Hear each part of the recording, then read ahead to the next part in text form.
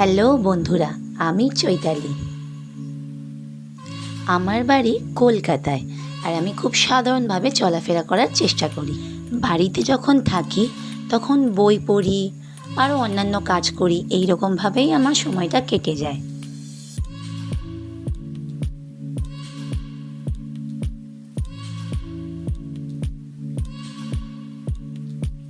আর আমার ছোট্ট একটি পুচকি আছে, তো নেক্সট ভিডিওতে ওকে দেখানোর আমি চেষ্টা করব অবশ্যই। তো ওর জামা কাপড় গোছানো, তারপরে ওর আরও বিভিন্ন যা যা জিনিস থাকে সেগুলো আমি খুব যত্ন সহকারে গুছিয়ে রাখার চেষ্টা করি।